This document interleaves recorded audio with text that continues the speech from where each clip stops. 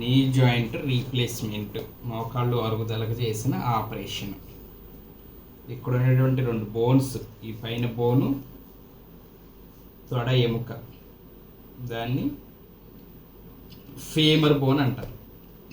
ఈ కింద tibia bone ఉంటుంది.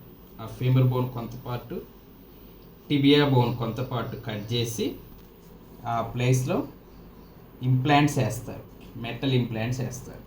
సో అది టోటల్ నీ రీప్లేస్మెంట్ అంటారు. Total knee replacement. హ్యాండ్తో చేస్తే మాన్యువల్ సర్జరీ, రోబో చేస్తే రోబోటిక్ సర్జరీ, రెండు రకాలుగా చేస్తున్నారు. Total knee replacement. ఇక్కడ ఉన్నటువంటి మోకాలు చిప్ప, నీ క్యాప్ బాగానే ఉంటుంది. ఓన్లీ బోన్స్ మాత్రమే అరిగిపోయినటువంటి బోన్స్. ఈ ఫేమర్ బోన్ డౌన్ పార్ట్లో కొంత అరిగిపోద్ది, టిబియా బోన్ అప్పర్ పార్ట్లో కొంత అరిగిపోద్ది. అరిగిపోయినటువంటి పార్ట్స్ని తీసేసి ఆ పార్ట్లో కరెక్ట్గా ఇంప్లాంట్స్ ఇన్సర్ట్ చేస్తారు. దాన్ని మనం నీ రీప్లేస్మెంట్ అంటాం. సో మజిల్స్ కట్ చేయటం వల్ల మూమెంట్స్ అనేవి తగ్గిపోతాయి. సో నీ జాయింట్లో రెండు మూమెంట్స్ ఉంటాయి. ముడవటం, ఫ్లెక్షన్, ఫ్లెక్షన్ అంటాం, FLEXION, ఫ్లెక్షన్. చాపటం, ఎక్స్టెన్షన్ అంటాం. ఎక్స్టెన్షన్ అంటే చాపటం. ఫ్లెక్షన్ అంటే ముడవటం, ఎక్స్టెన్షన్ అంటే చాపటం. సో ఫ్లెక్షన్ పూర్తిగా రావాలి, 90 degrees రావాలి. ఎక్స్టెన్షన్ కంప్లీట్ మూమెంట్ రావాలి, 0 degrees అంటాం. 90 to 0 degrees. ఫ్లెక్షన్ ఏమో 0 నుంచి 90 degreesకి వెళ్ళాలి. ఎక్స్టెన్షన్ 0 నుంచి 90 degreesకి రావాలి. సో అవతల కాలుతో కంపేర్ చేసుకోవటం, వాళ్ళకి ఎంతవరకు వస్తుంది అనేది చూసుకొని ఆపరేషన్ చేసిన కాలు కూడా అంతవరకు రావాలి. సో ఆపరేషన్ చేసిన కాలు ఆల్మోస్ట్ ఒక 5 degrees తక్కువ వస్తుంది అవతల కాలుతో పోలిస్తే. అది నీ జాయింట్లో రావాల్సిన మూమెంట్స్. ఫ్లెక్షన్ రావాలి పూర్తిగా, ఎక్స్టెన్షన్ రావాలి. తర్వాత ఇక్కడ హిప్ జాయింట్. హిప్ జాయింట్లో కూడా మూమెంట్స్ లాస్ అవుతాయి. బెడ్ రెస్ట్ తీసుకోవటం వల్ల, ఆపరేషన్ చేయడం వల్ల హిప్ జాయింట్లో కూడా ఇబ్బంది అవుతుంది. సో ఈ హిప్ జాయింట్ కోసం మనం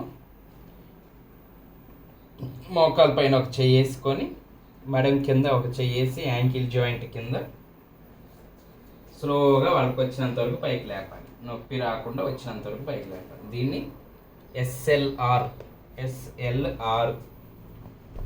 మూమెంట్ అంటాం, లేకపోతే ఎక్సర్సైజ్. SLR అంటే స్ట్రైట్ లెగ్ రైజింగ్, స్ట్రైట్గా లెగ్ని రైజ్ చేయడం. ఇది హిప్ జాయింట్లో ఉండే మూమెంట్స్. సో ఇట్లా ఒక 5 నుంచి 10 సార్లు హిప్ జాయింట్లో చేసుకోవాల్సినటువంటి మూమెంట్స్. చేసేటప్పుడు అవతల కాలు లేపకుండా చూసుకోవాలి. అవతల కాలు కింద పెట్టమ్మా, కింద పెట్టి ఇంకా చాపు, అవతల కాలు పూర్తిగా చాపు. అది తర్వాత సర్కండక్షన్ యాక్షన్ వచ్చినంత వరకు చేసుకోవాలి. ఎక్కువ రాదు, సో మడత ఉంటుంది కాబట్టి సర్కండక్షన్ చేసుకోవాలి. 2 చేతులు ఇట్లా పెట్టుకొని హిప్ జాయింట్ని స్లోగా తిప్పాలి. ఏ మూమెంట్ చేసినా సరే హిప్ జాయింట్ని స్లోగా తిప్పుకుంటూ ఉండాలి. తర్వాత హిప్ జాయింట్లో మూమెంట్ అది SLR అయిపోయింది. తర్వాత మన దగ్గరికి ఇట్లా నుంచి స్ట్రైట్గా ఉంచుకో, ఇట్లా పట్టుకొని మళ్ళీ మన వైపుకి లాక్కోవాలి. హిప్ జాయింట్ని వచ్చినంత వరకు వాళ్ళతో చేయించుకుంటూ, వాళ్ళతో ఫస్ట్ చేయించాలి కొంత, తర్వాత మనం మిగిలింది చేయాలి. దీన్ని మన దగ్గరికి తీసుకురావడాన్ని అబ్డక్షన్ అంటాం, ABDUCTION, అబ్డక్షన్. దగ్గరికి తీసుకెళ్ళటాన్ని ఎడక్షన్ అంటాం, ADDUCTION, ఎడక్షన్. సో హిప్ జాయింట్లో ఈ 2 మూమెంట్స్, అబ్డక్షన్, ఎడక్షన్, అబ్డక్షన్, ఎడక్షన్ తిప్పుకుంటూ ఉండాలి. సర్కండక్షన్, ప్రతి మూమెంట్ తర్వాత సర్కండక్షన్ చేసుకుంటూ ఉండాలి. సో ఇది హిప్ జాయింట్ మూమెంట్స్. తర్వాత ఫ్లెక్షన్, ఎక్స్టెన్షన్ వచ్చినంత వరకు స్లోగా చేసుకోవాలి. వాళ్ళకి పెయిన్ వస్తుంది కాబట్టి స్లోగా చేసుకోవాలి.